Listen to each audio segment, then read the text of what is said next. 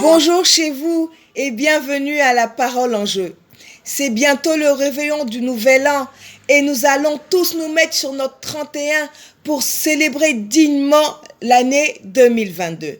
Eh bien, cette année, joignez l'utile à l'agréable. Si vous avez l'intention de briller et d'être inoubliable par le vêtement que vous porterez ce vendredi soir, faites en sorte d'impacter également par la touche d'esprit que vous apporterez dans les conversations. L'art de la conversation est un domaine vaste, mais aujourd'hui, je veux simplement l'effleurer pour vous motiver à commencer à faire valoir vos nouveaux acquis sur la parole en public et à défier vos peurs. Si vous n'avez jamais osé, osez. C'est une nouvelle année qui va commencer et qui vous offre la possibilité de devenir une personne différente en faisant valoir et en faisant entendre votre voix. Il ne s'agit évidemment pas d'être le centre de la conversation, mais de vous arranger pour rebondir au moins une fois sur chaque sujet que vous aborderez au cours de cette soirée.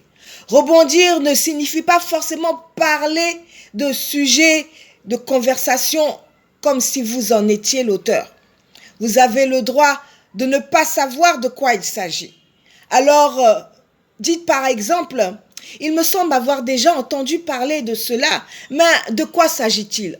Rassurez-vous, il y aura toujours dans le groupe un monsieur je sais tout qui se fera un plaisir d'éclairer vos lanternes. Vous savez qui vous allez rencontrer, alors pensez à des sujets intéressants, mais pas trop sérieux. C'est quand même le réveillon. Que vous pourriez aborder facilement et sur lesquels vous pourriez rebondir aisément dans une discussion et trouver aussi le bon moment pour le placer. Si vous voulez commencer une conversation, les formules de politesse ou de compliments restent toujours les meilleures. Comment allez-vous? Votre collier est superbe. Votre costume vous va à ravir.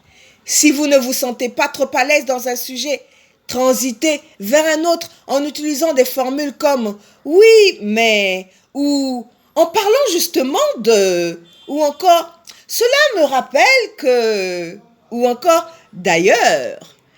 Et si vous voulez vous éclipser, utilisez des prétextes subtils tels que simuler un appel téléphonique, faire un tour aux toilettes ou encore aller reprendre un verre au buffet. Surtout, soyez passionné par ce que vous dites parce que la passion est contagieuse et évitez de prendre la parole trop longtemps. Sachez parler, mais sachez également écouter. Même si une envie pressante de répondre ou d'aborder un sujet pendant que quelqu'un est en train de parler vous prend, résistez à cette envie et écoutez la personne jusqu'au bout.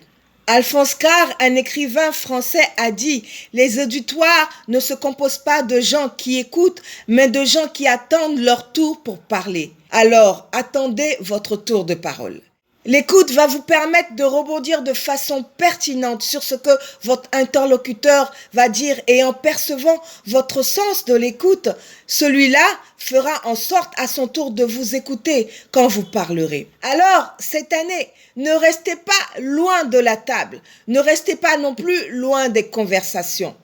Enflammez la piste de danse, mais aussi enflammez les esprits. Et que ce ne soit pas la seule chose que l'on retienne de vous. En 2022, prenez la parole, prenez le pouvoir. En attendant, je vous souhaite une merveilleuse année, d'excellentes fêtes de fin d'année et à très bientôt. N'oubliez pas, abonnez-vous et partagez.